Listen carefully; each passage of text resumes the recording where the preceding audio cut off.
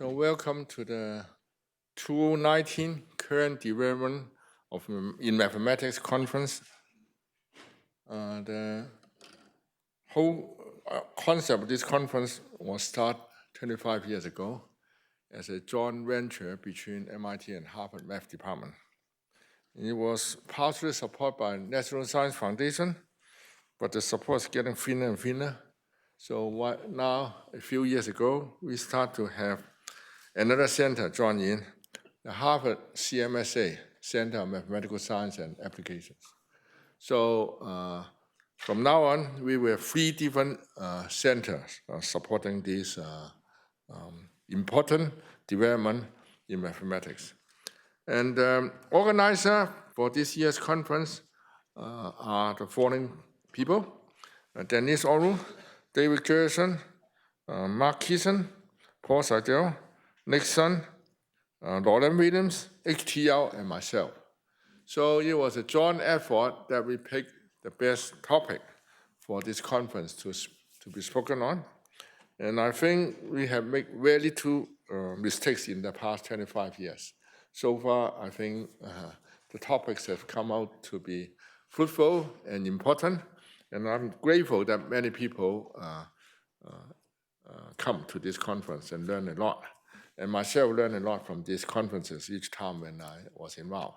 So I'm very happy that the speakers come, and most speakers actually accept our invitation with no hesitation. And I'm very happy the advancement in mathematics through the local Boston area mathematicians. We make a rule, although sometimes happens with broken, is that no local people will speak. So far, so good. So today, let's hand the conference to Denise, who will chair the first session.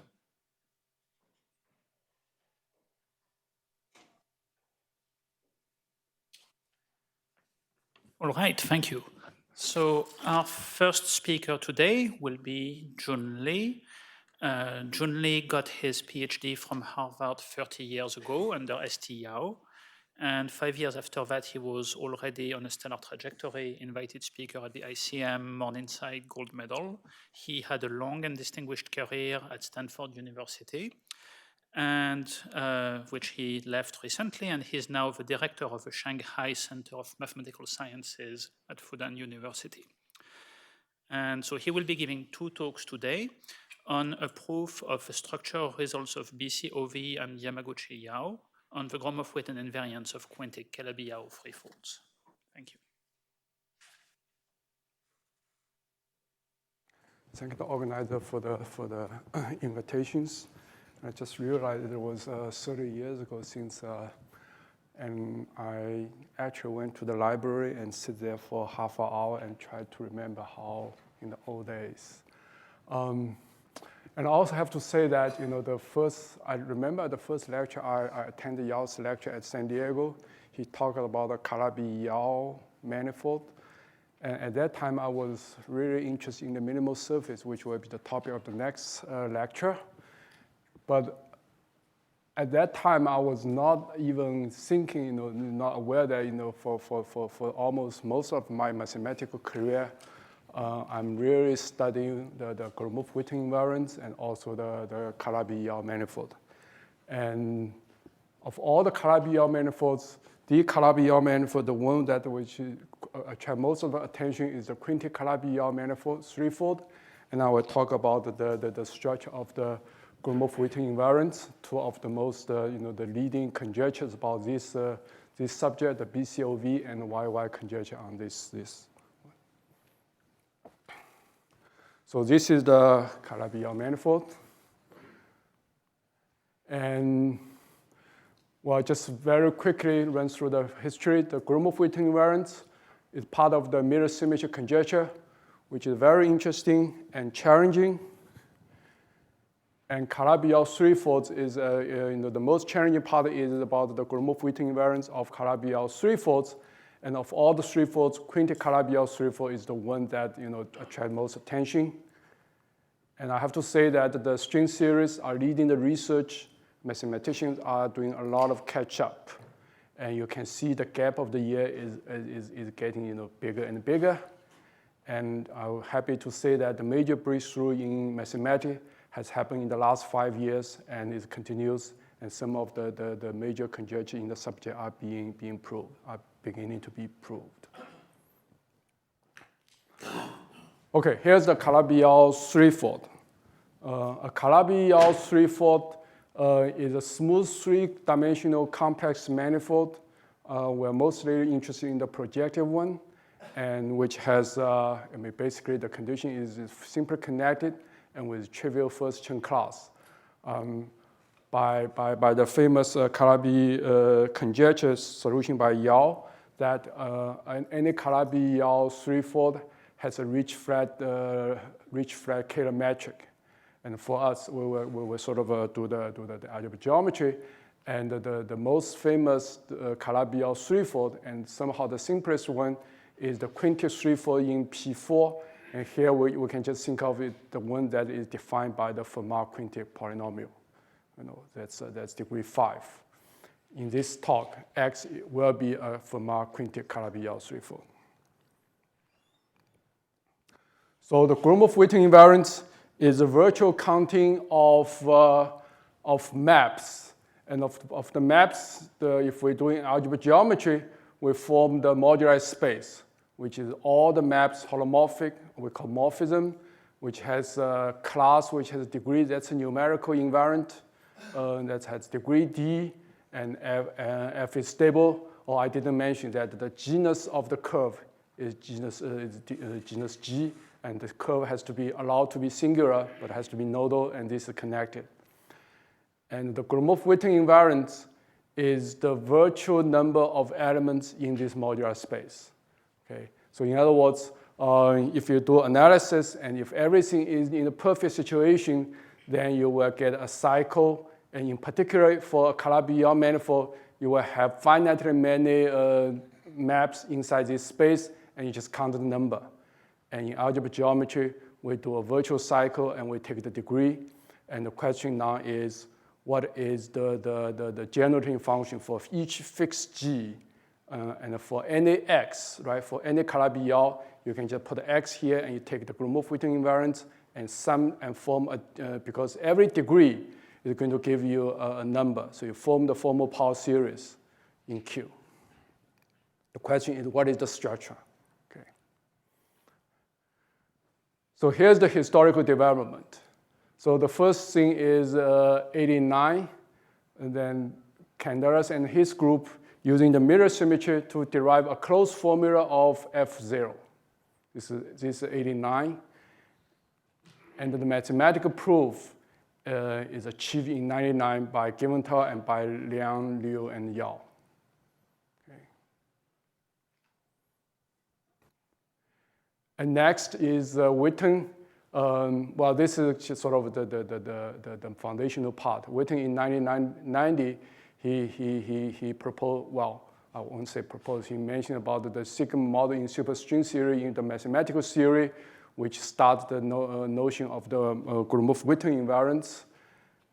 And the foundation of the Gromov-Witten invariance is done by, at least for the Calabi-Yau threefold, which is done by Ran and Tian, which is a Gromov-Witten invariant of semi-positive symplectic manifold, which include the Calabi-Yau. And the algebra theory is done by Tian and myself, and Barron and Fantacci.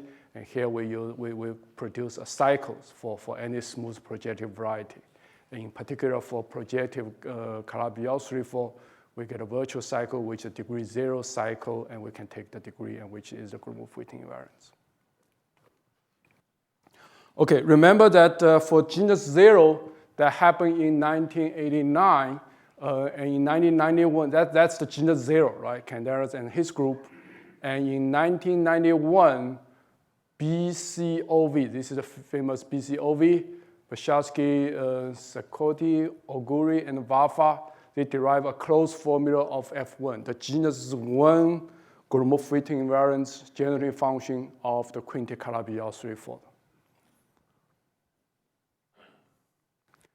And it is proved 2009 in mathematics by Zinger. This is based on myself and Zinger. We have a notion of we constructed the reduced genus 1 Gromov-Witten invariance, and we derive a relation between the ordinary and the reduced one. And then Zinger went on. He spent 2 more years, and eventually he proved the F1 formula. So here you see the previous gap, the year gap is probably, mathematician is like 8 years lagging behind the Candela's group. And now here is more than 10 years, right? Close to 20 years. And this is 91, we get F1, the physicists get F1.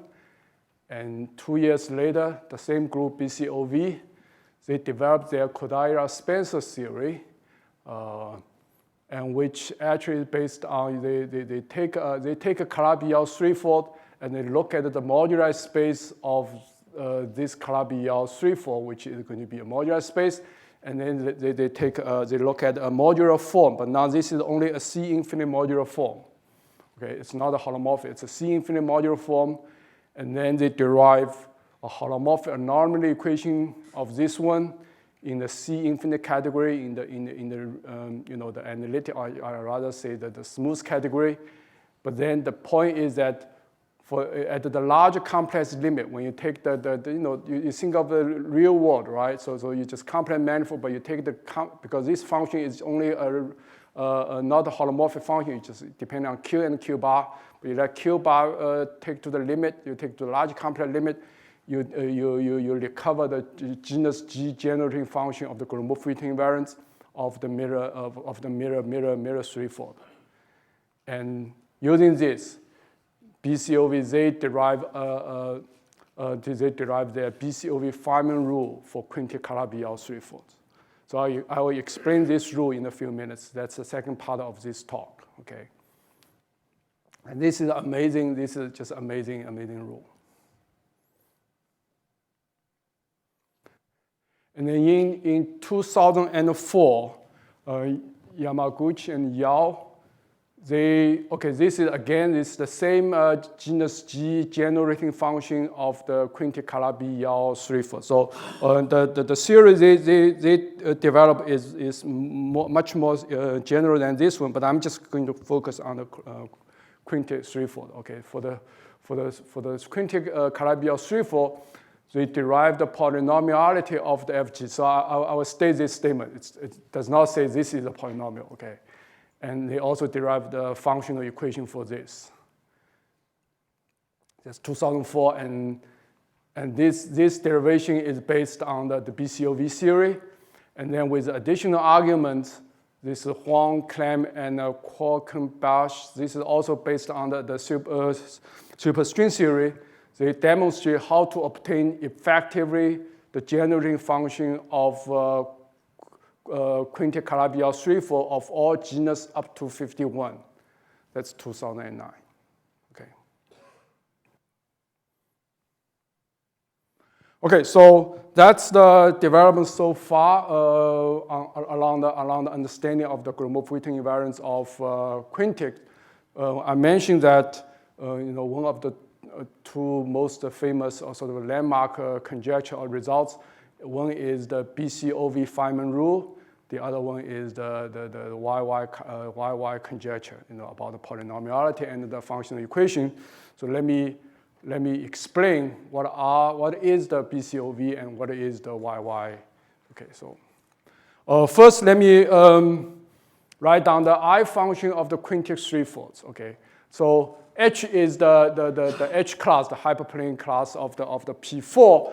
And for me, all I'm saying is that this red thing is going to be a formal power series in Q, which to me is a complete mystery, right? But on the other hand, it is explicitly written down or whatever, it's infinite sum. So there's a closed formula. Okay, so you write down the capital I, and then you define the Y, you define the I11. Okay, so these are just going to be explicitly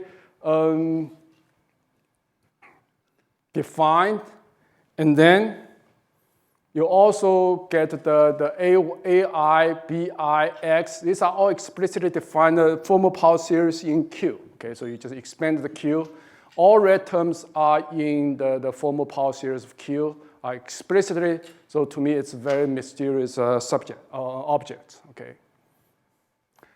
And then the next is you form a slightly modified generating function. So there's a zero, the constant term you have to modify a little bit. So these are the Gromov-Witten invariants of the quintic, right? So this is a genus 0, degree D Gromov-Witten invariant. So this is just a number.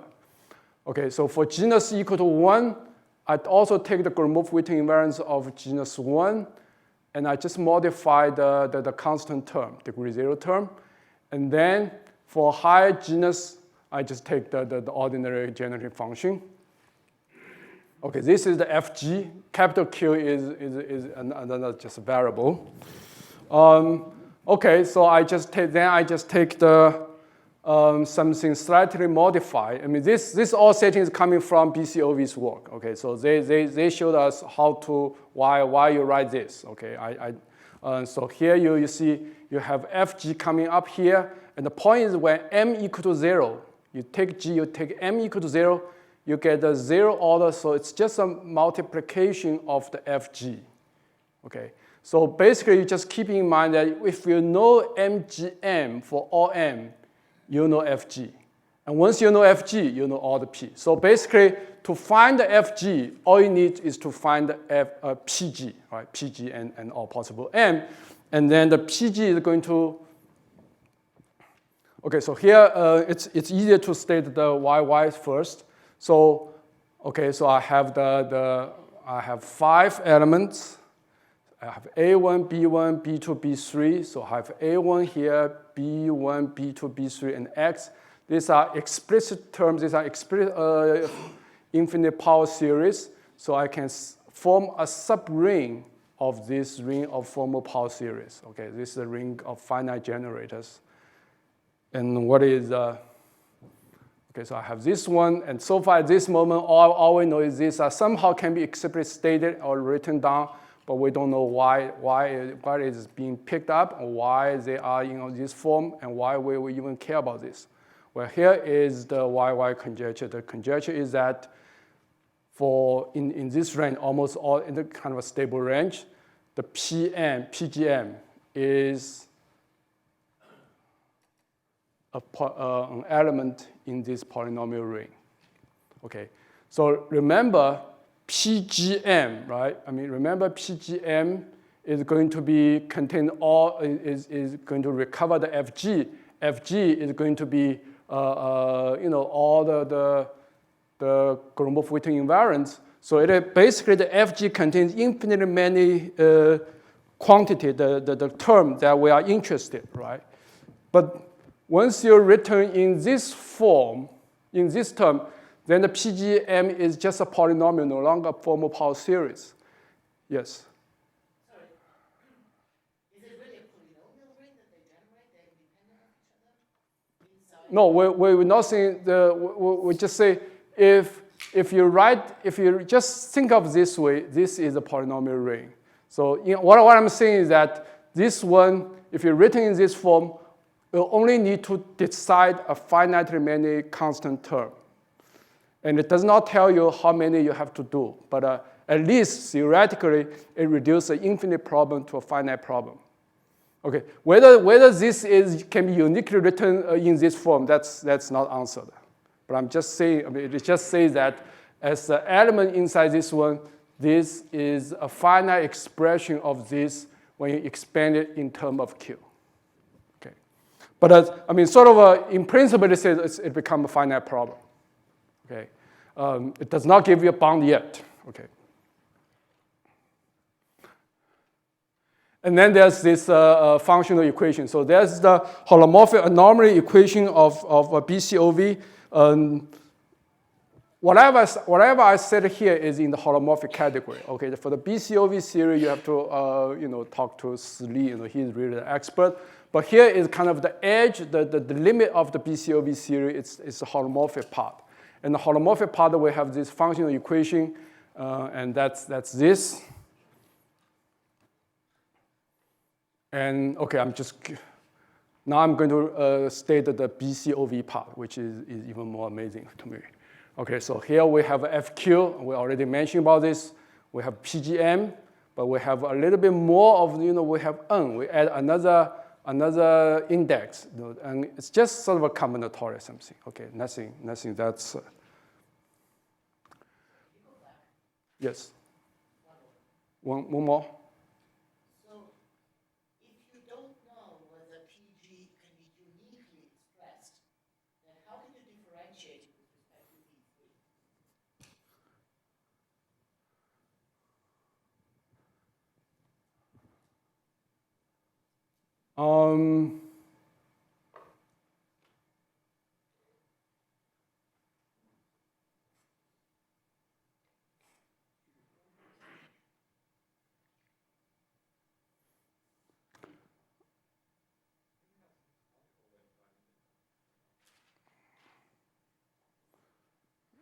No,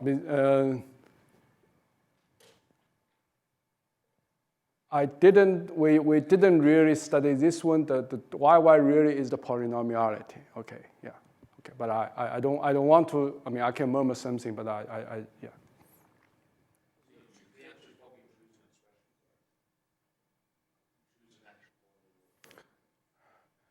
I try to play safe, say it can be expressed not uniquely, but then he called me against it because. Okay. So here is still, okay, so what's the next? The next is I want to explain the BCoV Feynman rule. Okay. So we define the propagator again. So we know we have A1, we have B1, B2, B3. So these are just explicit polynomial power series in Q. And they are all in the Yamaguchi Yao ring and blah blah. So this just keep that we have explicit defined T phi phi T phi and the T.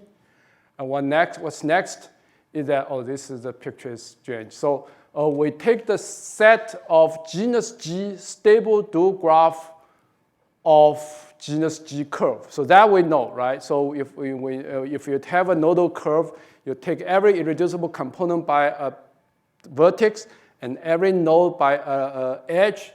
But now here the edge, we do a little bit variation. So the edge can be a solid edge, can be half dot, half solid edge, or can be a complete dot edge. Okay, so that's a picture, but it's too small to read. Okay. So here is slightly clear, right? So what you do is that, you do this rule. So for every edge, if you have a solid edge, you place this T phi phi at the solid edge. If it's dotted solid, you place T phi. If you dot, you place T, okay? And vertex at the genus G vertex with M solid and N dotted edge emanating from that one, you place P, G, M, N. And then for every, let me do the next one. Then for every graph, so every edge, you read the edge, you place some expression on top of it. For every vertex, you place some, you read the edge coming from that vertex, you place some expression on it. And then the contribution of the gamma, you take the product of all the edge and the vertex placements. Okay, so for instance, this one, I have two vertices with one solid, so I just have to put a 2p11, and because I have 2, I square, because I have a solid edge, I have T phi phi, and there's a symmetry here. Symmetry is Z2, so I divide by 2. And this one is because this is one is still here, but this one is not a solid edge, it's a dotted. I place this one, and this is dotted solid, so I place. So yes. Okay, so for the genus 2, these are all the graphs you can have. Okay. Now what do? Well, you take the genus G, you take all the possible graph with edge, which is coming from either solid or solid dot, blah, blah, and then you look at the, I do an extra division here. So you just do this one. So this construction completely explicit, right? So everything is Then the point is that if you look at this, if you look at this one only has one vertex, no edge coming from it. So the placement will be just P2. It's not the F2, P2. But everything else only involves the vertex has genus either 1 or 0. So if you know the genus 1 or genus and the genus 0 generating function, you know the contribution coming from all other graphs except this one. So that's my next statement, right? So this is the obvious statement is the FG BCoV G is going to be, okay, G equal to 2 in this case, 2 is going to be P2. That's one term which involves the F2. Otherwise, every other term only involve P1 and P0, could be product. But assuming that we're doing the inductive on the genus G, so if we know the F1 and F0, everything else is known. So that's this formula. I'm only missing the F2. Okay. Now here's the BCoV Feynman rule. So for positive G, FG BCoV is a degree 3G minus 3 polynomial in X. X is also a in Q, where X is this. So basically now all of a sudden that the YY conjecture says that finding the FG, knowing the all G minus 1, G minus 2, it is only a finite problem. And now here says that it's a 3G minus 3 problem. Okay. And because that's a degree 3G minus 3, because the constant term of this is known. It's just degree 0, the chromophytin invariant. So this one only involves 3G minus 3 unknowns.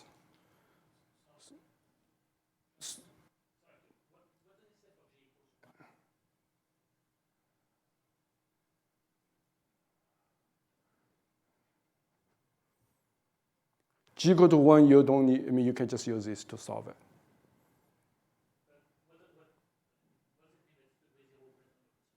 Oh, it's a number. It's an I never look at it.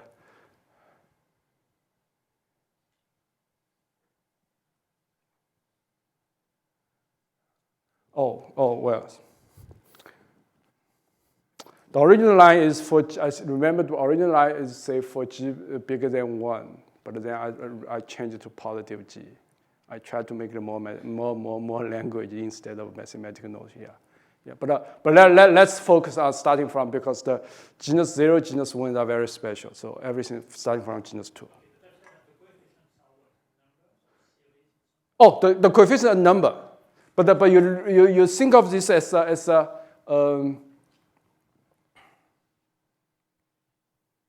yeah. So this one is a polynomial in Q. I mean, no, it's a power series in Q. X is also an analytic, the formal power series of Q. And this theorem says that this one can be expressed as a polynomial in Q. And then if you express in terms of X, so that it has two statements. So this is a formal power series in Q, and this is also formal power series in Q. First, this can be expressed in X, and second, once you expressed, it is a 3G minus 3 polynomial, degree 3G minus 3 polynomial in X. And then right. So for instance, for genus 2, then you only need 3 more terms to determine the F2. I mean, because once you write down here, and this can be done, yeah. Okay, so here's the main theorem. So in last year, Hualiang Qiang, Saiguo, and myself, we proved the YY polynomiality. This is the YY polynomiality, and then also the BCoV Feynman rule. I mean, for G, starting from 2, so this is degree 3G minus 3 polynomial in X. Not for all these things, is that, I mean, there are some very specific like substitutions you're using, right? And like even the Oh, these are very specific, yes. Yeah. So is that, I mean, does that come out of, is there like some heuristic for that, or just there was some like? I'll explain you how it comes out. Okay, so the first question is very easy. So BCoV said that, and I have no idea. Really, no, I really, you can see my second part of this talk. You will see the proof actually follow the line of Witten's idea, and I'm just amazed it worked. And so again, these are I try to say it makes no sense to me. These are the explicitly defined term which. I asked Witten, he said he already understood. Yeah. So this is the G2, G equal to 2 calculation. We're based on this term, okay, and you write it down. And then because fortunately, we can calculate all the degree 0, degree 1, 2, 3, all the Gromov-Witten invariants by hand using classical algebra geometry. So we get this term, the F2, and then in the end, we get P2 is equal to this. So this is also coincides with whatever what the BCoV wrote in their paper back in '93. This solves F2.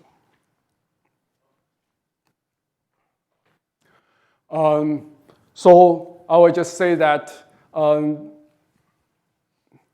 okay, so you will see the history after this. So I mean, because Rowe and Pandarapanda, they had a paper work on the HAE holomorphic anomaly equation of KP2, which really started the second phase of this project. There's a really hope that we can use our theory to attack the HAE, but of course. Then Chen, Guo, and the group of Ren, they are still working on. They had an approach to study the Gromov-Witten invariant of the quintic. And then we just recently just proved the BCoV Feynman rule for YY, and we're working on more general case.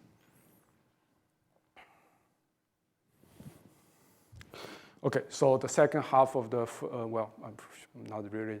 So the journey toward the proof. Okay, so it all started, well, it is without our sort of awareness. So the one main technical things we developed, used throughout this program is a cross-section localized virtual cycle. Oh, sorry.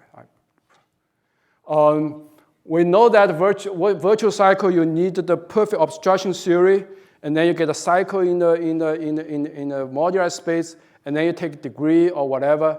But what if the modular space is not proper, not compact? Then there's no way you can take the degree, and then you sort of crash. You sort of crash. I mean, not making any progress, even though you do have a virtual cycle. But here, the cross-section localized virtual cycle allows you to, even for a non-compact modular space, allow you to find a compactly supported, in a specific compactly supported stack, a cycle, which allows you to do the Gromov-Witten theory. And then we defined the Gromov-Witten invariance of stable maps with fields, and the FGRW invariance using cross-section. So these two are the things. The first thing is really, I mean, I'll explain again in a few minutes, is that this allows us to make the Gromov-Witten invariance of quintic, which at first to me is a very nonlinear thing, right? I mean, it's a map to a quintic threefold, to be actually a field theory, a linear theory. Okay. And then we have the mixed spin P field, and then Guosai came, and then he got the idea, and we did this one, solve a huge problem, and eventually allow us to prove the BCoV and YY. Okay, so let me first state what is the first step. The first real step is we study the stable map with fields. Okay. So here is really a field theory. So a field theory is a Riemann surface, an algebraic curve, plus a line bundle with several sections. Sections are fields, right? So there's 5 sections of the line bundle L. there's a stability condition, and then there's the rule is the section which is L minus 5 tensor with omega. Okay, so never zero is obvious means, right? I mean, if you have 5 sections with the 5 section never zero, then this gives you a morphism from the curve to P4, 5 section. So this really is a stable map plus a field here. A field is a pullback of O minus 5 twisted by omega. Okay, twisted by omega in physics language is they call twisted by the gravity. And this is a crucial construction. Okay. So what is amazing is the theorem we proved. Is that we can for this one, remember, if G is positive, not zero, if G is positive, then for many places you do have sections, you do have non-trivial fields. Once you have non-trivial fields, you can scale the fields, the modular space is never proper. But we still can do in the causation localized virtual cycle, and we get a proper, we can do the Gromov-Witten theory, and the point is that the degree of this Gromov-Witten theory, the stable map with fields, is exactly up to sign, precise sign, is the Gromov-Witten invariant of the quintic. So now all of a sudden the Gromov-Witten of the quintic becomes a field theory. It's a curved line with several fields. Okay. And for the construction of the stable map with Gromov-Witten theory of stable maps with fields, has to use the causation localized virtual cycle. Here I only mention that the causation is coming from the first order derivative of the LG function. Now, LG function, I've been reading it for more than 20 years, and only after I realize this construction, I start to really appreciate it, okay? And physicists all the time, they talk about LG function, and I completely ignore it until that time. And Witten's top chunk class. Okay, so that's the FGRW invariance. The points I like to mention is just okay, so this is a curve. It's also a field theory. These are just marking. Okay, if you just forget a marking, again is a curve plus line bundle plus 2 fields. Okay, and the 2 fields. Now here I say ρ is isomorphism, but ρ is isomorphism can also be viewed as ρ is a section of this line bundle, but never zero, right? But if you still remember the previous slides, which says that a stable map with section is phi is section never zero, and ρ is any section. So it is again it's the same ρ and same phi, except I put never zero. One is here at the ρ, and one is at the phi. Okay, now. The history is that my collaborators found that we can really use the causation localized virtual cycle to reconstruct the FGRW invariance. But I then told him, so what's the point to reconstruct, right? Let's do something new. So we came up with the idea of this modular space. We came up with this modular space, and there's 9 things. But we still don't know what to do until we read the next line, which Yongbin Ran was in my office, and he explained to me, and the line I came from Witten's 1993 paper is that the Gromov-Witten invariance of quintic and the FGRW invariance of the Fermat quintic are the 2 ends of a single theory. Okay, so it's the. So this is the picture is like this. So you have the okay, let's say Gromov-Witten. This is FGRW. I mean, you should really think of this as in the symplectic categories. This moment mapped the graph, and then there's the theory, and so that's what I try to understand. Okay, now, but of course, we know that. In symplectic category, if you do the moment map and you slide to the variation, then the algebraic geometry is about to do the wall crossing, right? The wall crossing, and then the GIT quotient, 2 GIT quotient can be done by the wall crossing. And then I remember the two series we have already constructed. So the stable map with fields is a field series of, right, this is a curved line bundle, but it's a quantization of this quotient, right? So this is 5 section. Okay, so here's a weight 1. Weight 1 meaning I replace the 1 by a line bundle L. So I have 5 sections of L and another section of -5. But here, -5 will have to twist by the gravity. Okay, let's twist by gravity, but the weight is still there. So the stable map is a series of a field series is a quantization of this quotient. Okay, the FGRW invariance is a field series of this. Okay, you put the marking. Marking is just another kind of a complication you have to live with. It's a quantization of this, of weight safe. It's almost the same, right? But okay, I shouldn't put bracket. Sorry, I should really put the GIT quotient to slash.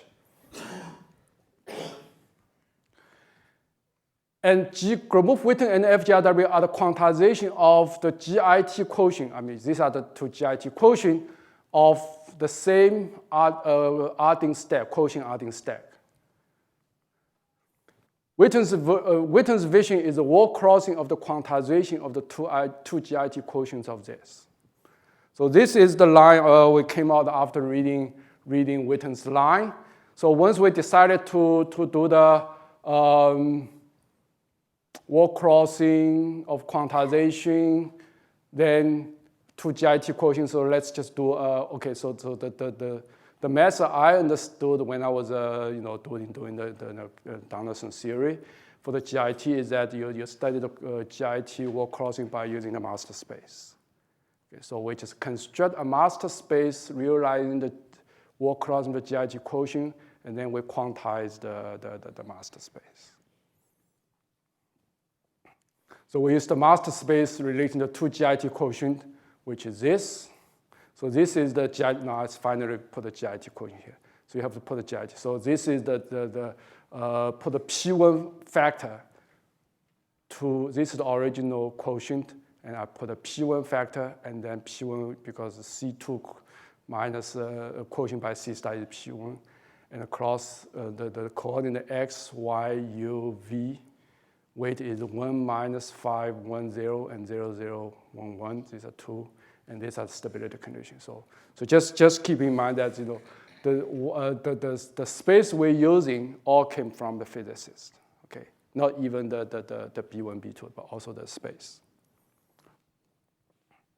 And the quantization all of a sudden now we have originally have the curve marking and the line bundle. So we add another line bundle. We have all two fields. We add 2 more fields onto it. We add 2 more fields onto it, and then here's the original 2 section, and then we add 2 more sections. So this is, I mean, the N is to quotient of this C star, right?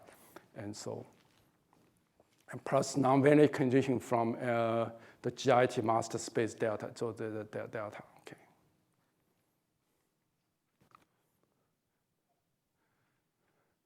So this is 2015. So we developed the mixed spin P field theory, and it actually is a C star Deligne-Mumford stack. Okay, C star Deligne-Mumford stack is where the C star, I didn't say that. The C star actually you just multiply this by T. So you scale this section, you get a C star. You scale the part coming from the master space constraint, the P1 to P1. So with a compactly supported C star equivariant virtual size, you have to use the quotient localize this one. And the localization, you apply the localization formula to this construction, you will get a collection of polynomial relations among the Gromov-Witten invariants and the FGRW invariants of the quintic. So this back several years ago. Okay. And 3 years later, so last year, we finally proved that we have to modify the theory and add a lot of pieces into it, and this field leads to a proof of the BCoV Feynman rule for all G and the YY conjectures. Yeah. Okay, so that concludes my first part of the talk. And in the second part, I will use the black chalk. I will just tell you the rough idea how this NMSP field theory can be used to apply to get the BCoV and Feynman rule theorem. Okay.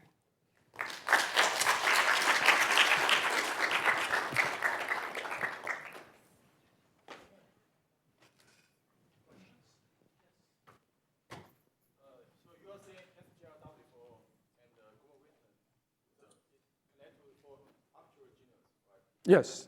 But the witness idea is only for quantum field theory. But in theory, use Gaussian theory. So there's some assumption. I have to say, I have to confess, so the written has many, probably 60 plus pages, and I only understand one line in his paper. So that's the, yeah, no, I mean, really, I mean, but.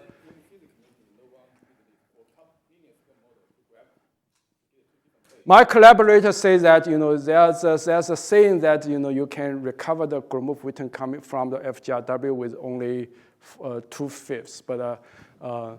But to me, I'm just staring this line saying, there has to be this theory coming from this and from there, and this all written in the past integral language. And all I can connect to what I'm doing is that, oh yeah, maybe it is the word crossing of the GIT. Yeah.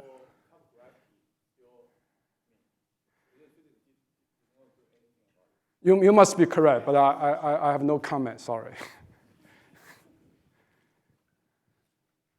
Point out that there's actually a long tradition of mathematicians misreading physicists' papers and doing beautiful mathematics with that. I'm not surprised that this works. Any further questions? Yes. So the two theories you mentioned on the board, is it possible to unify them by finding the intersection?